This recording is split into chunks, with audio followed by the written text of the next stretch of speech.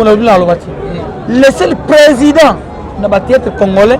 Ouais, parce que sincère condoléance. Il a aidé sauver la poto. Au président. Je crois que vous avez une réunion qu'on a nani pas major. Non, c'est aussi la parole. Dans le bas qui président. Yozo le banitika que Chic Choc on dirait et Koufeli Moutouté. Mais on est qui veut la sincère condoléance à Chic Choc. Vous souhaitez à tout bon biso to moni bino mbalama ko na fondation Maman Denise pour amoni biso to la télévision. Pas déplorer ou pas bazala na relation ba betana magoda pour bandi baya. Ba vraiment ka je sais ça. Yebisanga. Oh ya sentiment nezala kaka mutu bo pasana pe ba temps ba bon moment na ba mauvais moment. Tout à fait normal ya ma olela penza ça jo ba mabele bamba na zoka. Bon bon na suya Janita. Ba la Sylvie place ndalila. Bon na Sylvie na ma bon so ba kaka mokoti.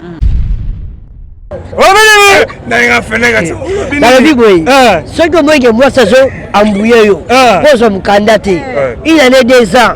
Zoa maye le tikaye changer mboka. Pour ezaka yete bila bongo safi na yo. Papa Masumu a koki ko benga ba leader d'opinion, ba sololi, ba kotisi lettre dans gouvernement, poto joie. Moi le moi na kasa gouvernement. On a posé na bino sai posé ba comédie news. Te ngana yi président Papa Masumu. Oui. Mais Papa Masumu. Sai c'est là nani. Aza bon ala président du groupe na ye, mais là il président comédie ça Papa Masumu. Du nouveau à Brazzaville, le salon de beauté Camps Beauty propose et dispose pour toutes les femmes du Congo-Brazzaville et ainsi que de la République démocratique du Congo. La coiffure professionnelle, la pose perruque, l'onglerie, manicure et pédicure, le make-up professionnel pour toute manifestation, la soirée ainsi que la journée. Et la vente de perruques, la vente de produits cosmétiques et divers. Le salon de beauté Camps Beauty se situe sur 123 rue Ampère, Bakongo. Le salon de beauté Camps Beauty se situe sur 123 rue Ampère, Bakongo. Venez nombreux, vous ne serez jamais dessus. Salon de beauté Camps Beauty. La différence parmi tant d'autres.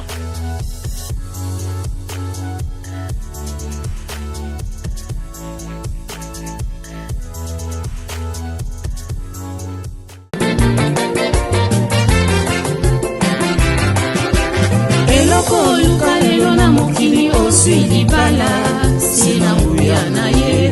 Eloko luka lelo na mokili oswili bala sina nguya na ye.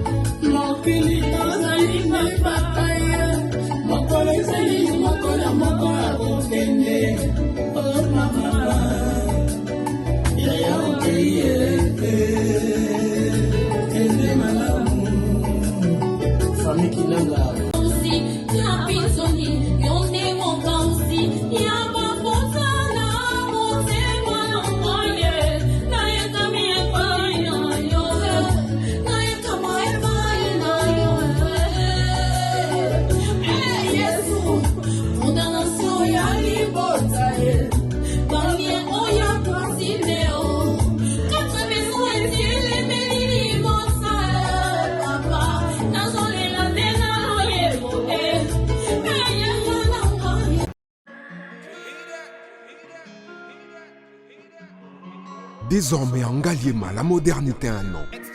Salle polyvalente Exodus. Ngaliema a désormais une référence, une identité. Vous désirez passer vos séjours inoubliables dans un cadre luxueux où l'on vous traite comme un roi? Une seule adresse. Salle polyvalente Exodus. Exodus vous offre des appartements sur mesure, climatisés, propres et un personnel qualifié pour de fêtes inoubliables, des cérémonies professionnelles et rendre un dernier hommage mérité et digne. Exodus met à votre disposition 2 grandes salles respectueuses. Dans la poto, dans la perruque à Quito, na Belgique, na Paris, partout aux alliés, Vanessa Airwig tocha numéro ni wana na sende na oloba bonde de Rolex ma perruque wana bomona ba sorte nyonso ba perruque ya kitoko ba coupe ya milai Vanessa Airwig aza wana na prix moko abordable oso ma perruque na yo rocha robima chic robima ngebu. Bonsoir, bonjour, Bissekanos de Bozali, c'est moi, Brown Cosmétique. J'ai eu beaucoup de messages, Bazutunanga, au sol à Kanim, pour atteindre à la uniforme. Donc, n'a pas là, Savino, Oyo, et Zamafuta, Ongamukona Sailaka, et Telisaka, et Zapona teint clair, bagam, différents, et caramel, métis, chocolat, pour la maintenir caca, crème yama beaucoup ezali, crème yaba lèvres rose ezali. Donc, n'hésitez pas à contacter sur WhatsApp. Merci beaucoup, à bientôt. Mouah. Bonjour, bonsoir, ça dépend de l'herbe Royambela Bisso, Nabanda Kunabino. En tout cas, Naïbi que Boza tellement ébélé au Botalara Malika officiel TV. Naïbi que ba partenaire Nabiso tout au bazara toujours ce côté na Malika officiel TV. Et puis Toza Pena exemple télévision où il y a Barezi Baza, Balobi DG à exemple TV. Ça dit ah tout on a Katia misé donc au Toibi que Ezesika Oyo basala qui veut mortu pour na kolela ya Jani Fay artiste et comédien ya munene ya mboka na biso ça dit le les amukolo yango ya veille mortuaire yango sika o nde to sangani biso nyonso ba comédien ba journaliste donc ça dit toza vraiment ebelé awa na kati ya musée national place oyo tokolela ya Jani Fay. Merci beaucoup. Na ba tiktoker peut toza na bango ah donc ça dit toza na race nyonso parce que ya Jani azaki mutu ya mukete ya Jani za mutu oyo to yebi biso nyonso asali belé na monde ya comédie na biso ya Jani yango to benga kai Mobutu donc aza légende ça dit tozo lela ina batu nyonso ba tiktoker ba comédien ba musicien donc ça dit toza na batu ebelé awa na kati ya musée national tozo lela batu ebelé na ba moura de la poisse peut ba tiktoker tozo lela ya Jani Fay ça dit en tout cas mes condoléances na famille ya Jani Fay et puis na artiste comédien nyonso ya monde entier. En tout cas merci beaucoup na bino tout au besoin soutenir biso de près et de loin. En tout cas merci Nzambe alola apambola bino et lelo vraiment na kati ya musée awa to retrouver na moko ya ba comédien moko ya ba tiktoker ba comédien o azara pe na ba succès na ya azara pe na problème té. C'est dit bon en tout cas bonsoir. Bonsoir maman Langai, bonsoir. Ya pas ces ara qui non beaucoup misanga tiktoker. Na ebité na TikTok en gros c'est du bois yembara. C'est du bois ça la théâtre. Ça n'est qu'à théâtre. Donc je suis un artiste comédien. Voilà, tu es un artiste comédien mais évolution non par rapport il y a réseau on a nyonso au pesa vraiment makambo. Avant tout côté vraiment na question na biso, c'est du bon de l'oza na oza vraiment na caméra na biso ya Malika officiel TV et ça li biso bien qu'on soit vraiment même interview amuké. Tango yokaki est-ce que déjà doit chance ya ko solana Jani, bo tourner déjà na Jani? Non, na zoa chance ko solana té beaucoup solo là est vraiment té mais et tombage on sous solana leader à Miss n'appelle vidéo président Zala qui appelle le bac mon mais que jouer vraiment bika ba père bon ba voyager qui biso to andi oyo ko la musala ngo mais na sa fan naé na tala ba bilo sala c'est-à-dire à marquant la jeune naé à ça les jeunes na biso voilà. Voilà, aza les jeunes nabino liwa na sangwa liwa na yo est liwa ya Jani Fay et ça la qui on dénini. Ça n'a pas passé ouais, tant que email ça n'a pas par rapport non il y a ba rimer là le ba rimer ba mambo tout ça que les autres dans internet ça fait très mal au monde vraiment boyer avec ça quand même bobo jeunesse na biso ko kola na biso baza ba vieux ba pesa biso pour ça théâtre ton local sangwa là vraiment na local qui vraiment passi na local passi quand on la ça qui base pour na ba neo choko le ka ba créer là ba blo mo bongo na mona ko base mais oh non faut à un moment donné na bi oh mais ça ma réalité quoi donc na ka vraiment passer tout chacun vraiment j'étais vraiment choqué.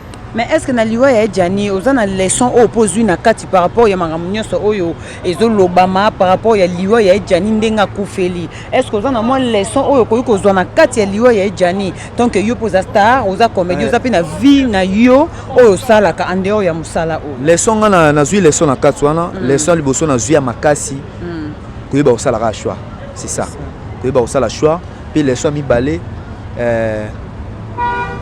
nga c'est du bon na ça l'effort na tambola vie na nga na obanga nzambe yango wana kaka ba leçon na zui yango vraiment un mot na famille Jani na batutu o bazolanda biso nini o ko kikoloba mais un mot na ngeza ba courage nzambe mutapesaka nzambe mutazui biso bato tikali to prendre ka conscience et liweza nzela na biso nyoso ça fait très mal toko banda olela to leli vejana ozonga lisusu te donc tous courage nécessaire condoléances na famille biologique na ye na bato tout na ba fan na biso tout artiste comédien.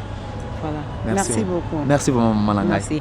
Voilà Barezi Baza tokoyi pe kozwayo parce que awa toye kolela Gianni Faye eza place ya matanga eza place ya fête eza place oyo mututu aye ko s'exprimer par rapport à bolingo na ye o azaki nango na Gianni na ba o babanda ko sola na ba o babanda ko sola te soki déjà si mutakufi tant que Gianni za comédien munene ya mboka na biso tokoya kolela ye. Bonsoir Barezi. Bonsoir Malika Mania. Bonsoir on internet tout. Santé ça va par la grâce de Dieu. Ma condoléance dans la famille biologique et puis artistique il y a Gianni Faye. Jour pour jour babili camion se dans début et la rappel dans souka. Tout le monde a Gianni a coufi na poto, bande ko poto, ba comédien à se sensibiliser, ba Leli, ba Salimbela la pas première dame de la République. Maman Denise Nyakero. Bon, on a pas de mariage, tout le monde peut pas passer en Israël Mutombo. Il peut représenter ma condoléance, ce n'avait pas Gianni Faye. Pour dire que Gianni Faye, c'était pas un moindre. C'était un grand artiste Yambo Kanabiso. Raison pour laquelle maman Denise Nyakero dit apporter peu main forte na Bob sait qu'il y a Gianni Faye. On dit merci à maman Denise Nyakero. Et là, mon père n'a pas maman Denise Nyakero tant que Biso peut pas Sango. Tout le monde a comédien bazoa les loyo. Assistance, il y a hôpital, il y a malade. Attends la peu capé, il y a journaliste. Biso peut toujours apprendre ça, accompagner un artiste. Alors Biso peut toujours mériter peut avoir soins médicaux parce que tout ça peut avoir des missions dans Biso. Oui, quand ça peut bon peut na ministère de la culture et des arts peut na Katia RDC. Alors ceux qui maman Denise na moté ma bon maman na a aussi la mawape pour na Biso. Quelques journalistes peu ba super assistance maladie on a et aussi la Biso peut bien comme tous les artistes comédiens. Donc le lot avait mortuaire et lobby ça enterrement donc beaucoup de courage na Mao na maman Sylvie na Labrine na bana na Batikali en général donc voilà bato pe ba boya mawazo de là lokola yende boye non faudrait comprendre une chose mania ya Mao babotaki mwana babotaki bana mibale pe asona moko akufa mais vu kabima jamu kila zaki mwana voilà aza mama ya bana na ye mutu nyonso oyo azaki na lien na mutu soki ata mutu wana kufi non seulement maman ya bana ye bazalaki pe na sur scène banda pe ko jouer mingi ensemble aolela en même temps collègue na ye en même temps papa ya mwana na ye et puis le mwana ya komi orphelin ça fait toujours mal ata ya mawa kono mobali mususu mais ya Gianni ndaza papa ya andi. C'est ça. Mobali ya mawo ya sika comme papa ya andi biologique. Tout à fait normal, faut exprimer sentiment na ya lela. Et ça te ka lelo po batika ki aze tout la to ndeni non. Mutu na mutu azape na ndeni ya zola ke émotion na ye. Yem saka mama linga ninga lela na matanga. Esa mama linga za tana ba ça po ba ka ba collègue, ba relation ba na ba leki et tout. Alela rappeler mo na passe na motema. Parce que to bani mama linga yo peut-être ko sien misa po ani po za na ba monter. Non, et dépend pe na émotion de mutu na mutu alela ka. Mais batu musu bazoloba ke ya mawo wi akoyi kolela mais ya mawo tanga zolela il faut to mona ke azala accompagner na andi pembeni donc maman zolela ke mona na ya tikali orphelin alela na mona na ye pembeni aza ko accompagner mona na mais ya mawo azolela na ye mo c'est comme ça zolela makambu na ye donc c'est à dire andi pas zolela pai andi pas zolela tant que mona pe atikali sans papa mais au moins te ke côté na batu bako ko différent te babite bona ma on dit que loko batu ba déplorer yango wana ba déplorer ou pas bazala na relation ba betana magoda po bandi baya vraiment quand je sais ça yebisanga oh ya sentiment nezala kaka mutu bo pasana pe batamba ba bon moment na ba mauvais moment tout à fait normal ya ma olela penza ça jo ba mabele bambana zoka bon bon na suya Gianni te la Sylvie place ndalela bon na Sylvie na ma bon so ba kaka moko na on va fana na Gianni libal la brune kuna lela bobo ya a mona cercle ya ma o parler la bolingi te ce que finalement bino ba kongola bolingi nani alela ka maman ba Gianni moko c'est ça oh ya ma o lela Sylvie lela balela voilà voilà question moko yelingai question ngozanini Barezi Baza tomoni na réseaux sociaux Mati Bondoa ya kiloba kitaki na famille et avant tout une question wana bato belé puis bazo déplorer comportement o babi ba comédien o bazo utapoto bazo ya mama ya Janifa ya zali mais ba comédie bazo utapoto bazo ya bazo suka kaka na chéri et non ba kende kotala mama ya Jani kuna na mbinja yozo trouver ndeni idée wana est-ce que c'est normal il faut ba kende kaka kotala mama Jani to il faut ba y a peu ko visiter ba suka na bango wana voilà déjà maintenant ils ont deux places mais chéri ne peut pas maman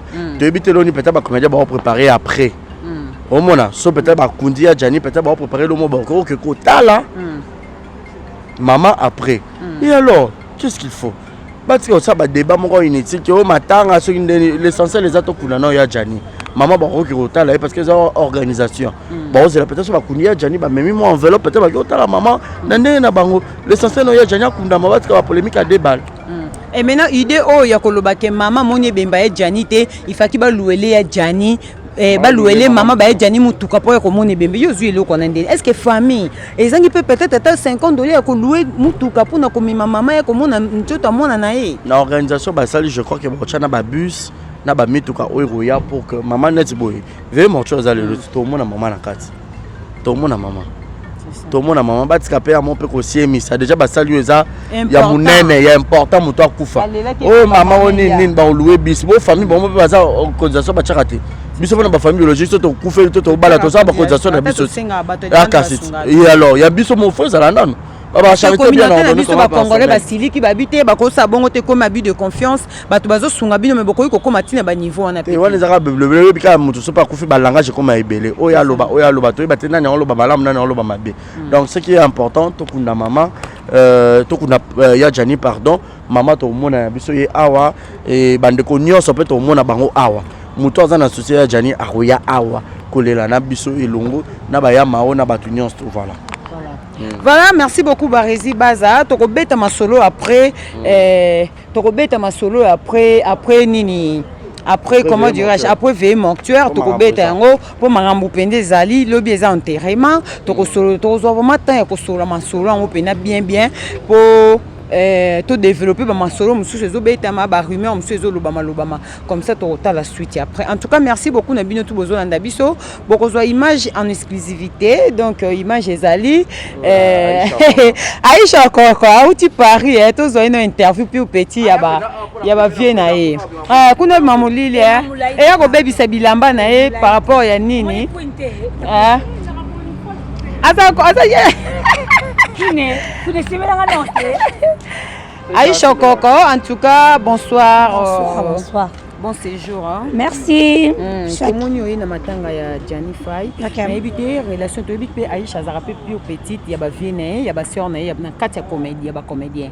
Relation ni bozaki na mona Janify. Moi j'ai une autre télévision comme tout le monde hein. Dans le monde ça les était bien. Ce qui est arrivé soit arrivé à Paris le 11 mars, j'ai oublié comme Paris na oracle les jours Jana Kufa qui est. Ce jour Katoko Maki nda c'était pas facile, c'est vraiment pas si parce que tous nazo qui chansonnaient aux à Paris. Place Pinza Vandaki, place Fief Nepe comme après saison. Porte baie bakeno azali na Kinte, qui déjà kuna azali na mwasine na bana. En tout cas ça qui vient mon gentil. Naibi qui na 2022 ya to kenda kina au rapé kaka. Vous êtes en vacances, Banged, il y a Denise Kotalanga, il parti, il a passé un gros bisou. Il y a ma copine de tous les temps, Irène, ma caissière. Irène, au Kidia, au Yama, parce qu'il dit en Fouka. Mais il fait bien Jani, puis dans l'appartement, on a loué pour vendre, on a un contre-temps.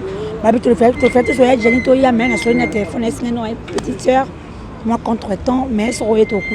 C'est un amour de témoignage. Pour la Jani, fait le bateau, tout le monde va les lier. Tout le monde va comédien, en tout cas, à mon appel, qui est un mot bien. Très gentil, comme on a balayé à coller, on a cassé les camboussons, c'est que moi je suis à ma casse. Donc vraiment, c'est qu'il était bien, Ezaki bien, son takoufi a comme toujours bien. Mais pour la Jennifer, vraiment la Monique, il était vraiment aimé. N'a aucun des minutes, zoli la zoloba, vieux failli, aux aviez moroboé, ceux qui va bengio na 1 minute, dans 2 minutes au commis déjà. Donc il était vraiment serviable, il était vraiment gentil. En tout cas, Toye Olelaye, qu'on rendrait des hommages. Nous avons besoin de monaye, puis manakimia, et puis sa maman n'a pas de connaître sur Pékimia. On a continué à tenir sur les camarades. Merci beaucoup. Merci, madame. Voilà, merci beaucoup. On se retrouve juste après. Hein. Nous signalons la présence de Queen Air. Hein. Queen Air est collé la peine à biso. Queen Air, oh, bon, mon isuko est en Queen Air, da simba rapena malika mania. En tout cas, on est ensemble et on se retrouve tout à l'heure. Nala avec quel nyoso na moté. Bo pesi biso mteba pasteur. Moni tinga ko lo baboye. Moni lena lo biboye suka lelo. Pardon. Moni lena lo biboye lo bati. Laissez le président na ba théâtre congolais o pesi biso sincère condoléances. Il a des sobe na poto. Au bas dans son président. Biso ko oh, je crois que na réunion kuna nani pas major. Non tu aussi la parole. Na ba ki président Yozolo banitika ke Chic Choc on dirait et Koufeli Moutouté. Mais on est qui veut le sincère contenance à Chic Choc. Vous souhaitez Moutouté, bon biso to moni bino mbala moko na fondation Maman Denise pour amoni biso to la télévision. Oh, tout ça clair. Tout peut être sur l'ambon aussi. Tout ça clair. Et puis bango moko. Et puis pardon na kende kuna. Et puis bango moko. Di masumu amona ki c'est normal parce qu'il y a pardon. Voilà. $10,000. Nous avons un poteau. Nous avons un poteau en groupe. Nous avons un poteau. Nous avons un poteau. Si vous avez des délégations Chic Choc, vous avez un poteau. On qui m'a dit? Oh, nous avons un repos. Oh, nous avons tout. Très bien. Nous avons un repos. Ok, tous les cas, délégation au type poteau et dans la fondation Maman Denise Nyakero. Bapona qui président Devos. Et puis Maxi, pas foutu ba bien na bango ba ans zolo. Nde ba yana bango ba yekaka na ba bien na bango moko. Ba mbongo na bango ba poche. Mo uti pa nani comment nani? Maman Denise. Te na poto kuna nani? Choisi matata. Bato ba ki kutuna mbongo balongo na $10,000. Balongo 2000. 2000. Ba 8000. Président de vos a dit parole tous qui à la conférence a dit que bon etika 8000 veto commission bazwa 6 000 francs et $6,000 ba pesa na famille ya Jani oyo eza awa et puis 2000 francs mais là-bas na $2000 ata 2000 francs ça non na 2000 francs qui ne kuna po la bille se retrouver te quand on a franc congolais ayi na obi beko chola oni la bille na choli biso na koma Jani a fini asali makambo ebele o tele tole ya Jani. La bise Astar Nabiso. Voilà. La bise Astar Nabiso. Et donc, répondre à Nabiso sincèrement à la question par rapport tout le monde et le gavé Martina la miniature, il y avait Nabiso à Pau Firenze. Yosa Mutuya, Chic Choc le Yosa peut jouer à peine à Viona. Pourquoi les leviers comme on est au comme les lots qui mana la brine, la bimoana ou à Koufa, Zara Mona à Pau, ça dit à quoi? Pourquoi m'a ramené celui de Marana na air ou apparemment, Bose la pardonné clairement. Ngaini na fandi boye, oyo ezala quoi?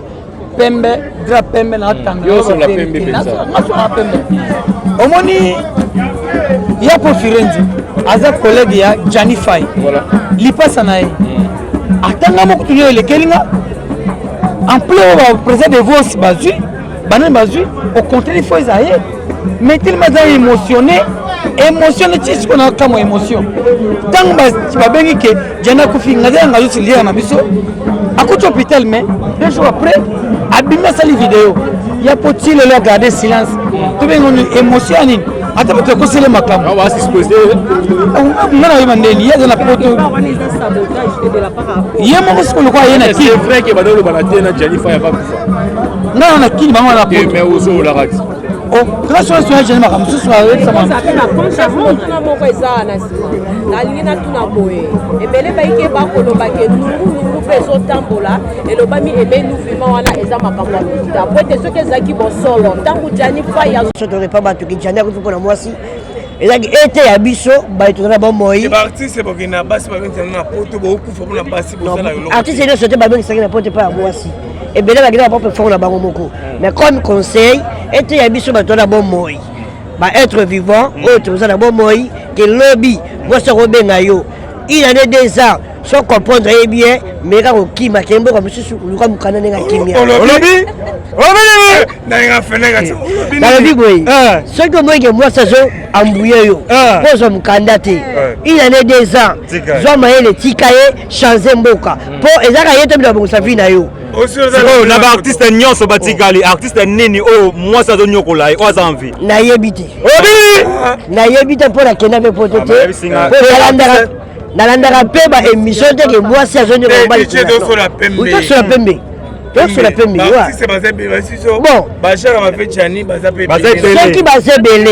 soki baza ebele nayebi akombo te mais conseil na ngai ezwa bango esika bazali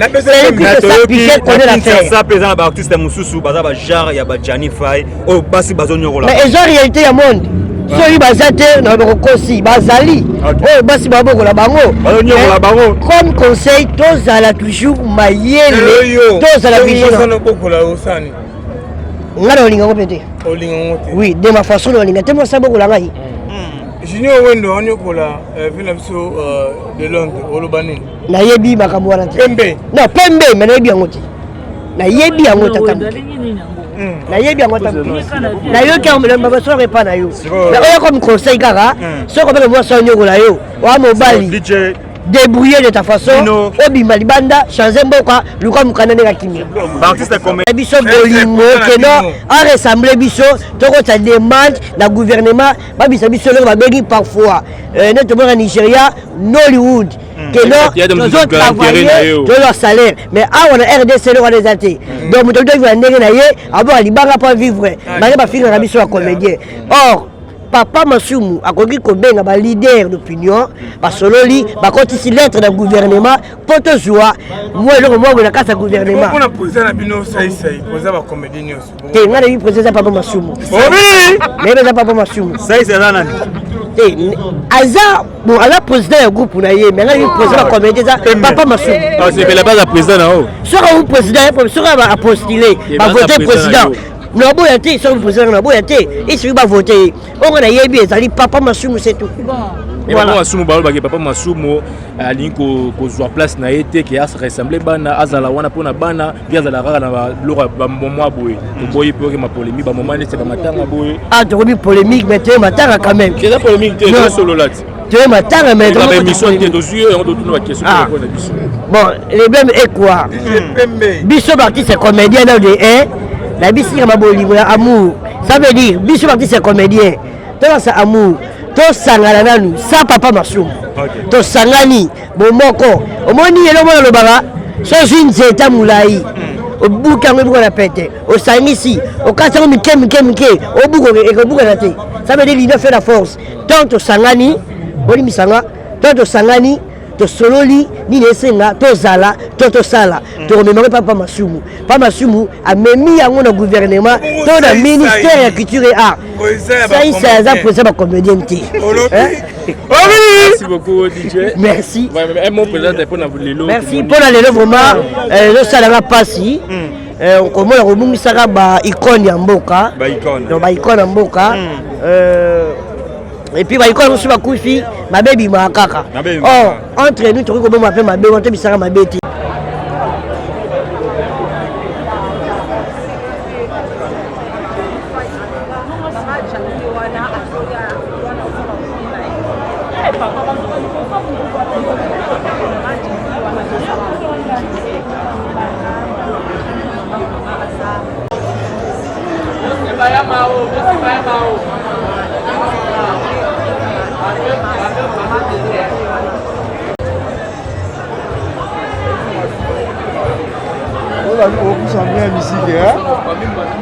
tout autour il y a Batu et communauté congolaise et puis africaine mobimba bato tout na janya monani alors to lingi lobby vraiment Afrique ba sentir na que non azalaki mutu moko ou asalaki musala na ye et peuple na ye ba rendre ba hommage ou azo mériter le bika vie na une vraiment compliqué na poto makambo to ko le bango le lot peut-être il y aura le temps to solo la main pour rendre hommage parce que Babi la triste ne meurt jamais.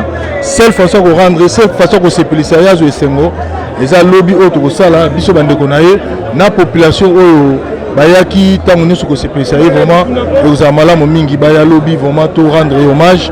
Vraiment na profiter que senga vraiment na ba maman moi na uto le cas, mingi ba maman boya, maman ide depuis le vraiment izala na biso longo et aux amala mingi ba maman Chemila Molei. Du nouveau à Brazzaville, le salon de beauté Kams Beauty propose et dispose pour toutes les femmes du Congo-Brazzaville ainsi que de la République démocratique du Congo. la coiffure professionnelle, la pose perruque, l'onglerie, manicure et pédicure, le make-up professionnel pour toute manifestation, la soirée ainsi que la journée. Et la vente de perruques, la vente de produits cosmétiques et divers. Le salon de beauté Kams Beauty se situe sur 123 rue Ampère, Bakongo. Le salon de beauté Kams Beauty se situe sur 123 rue Ampère, Bakongo. Venez nombreux, vous ne serez jamais dessus. Salon de beauté Kams Beauty. La différence parmi tant d'autres.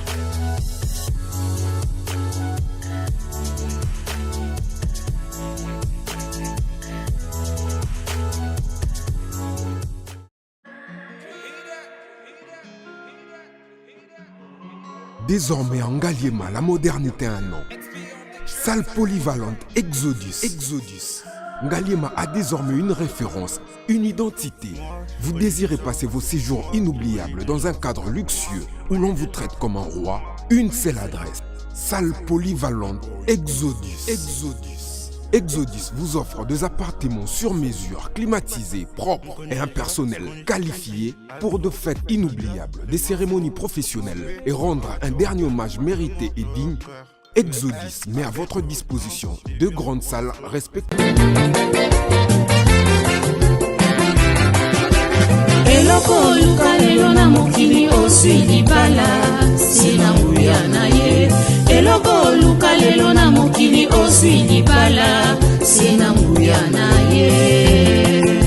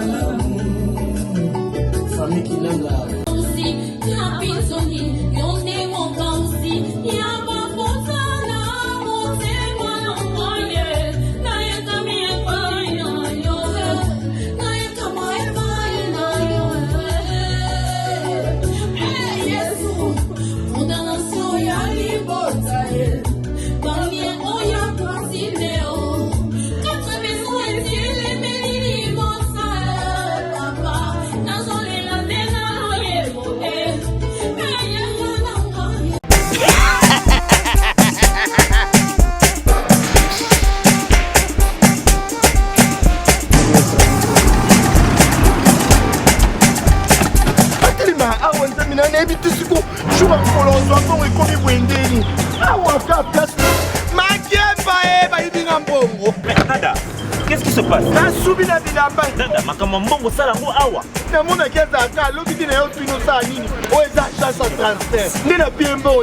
Nada, agence ya transfert na nzela. Ce n'est pas possible. Nada.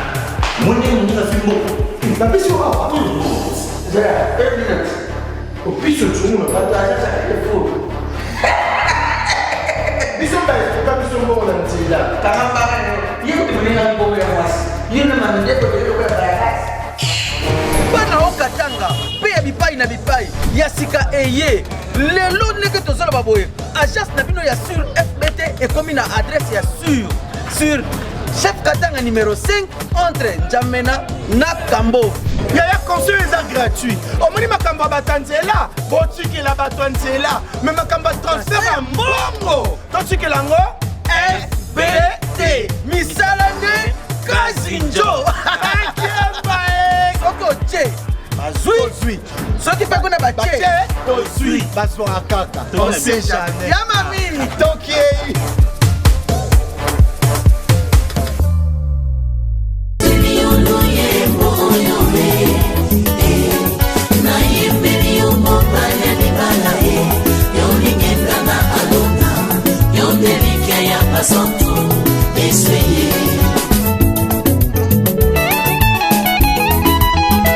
Yozani kosi na yuda ye yoni banga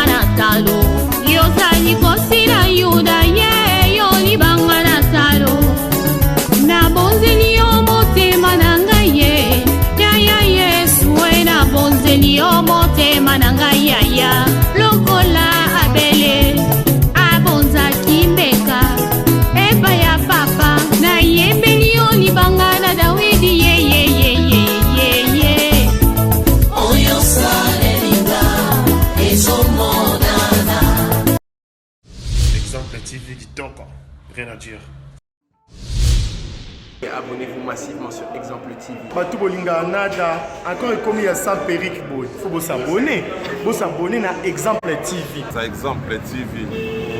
Vous s'abonner belé à la chaîne YouTube. Exemple TV qui toque, rien à dire. Yaya, Toyoka comme exemple à suivre, cette fois-ci Exemple TV. Si on voyait exemplaire en autres, non, il y a s'abonner. Exemple télévision, c'est vraiment un exemple à suivre. Il n'y a pas de polémique, il n'y a pas de conneries, il n'y a pas de... C'est vraiment... Il y a dans la lignée, il y a dans la nzela.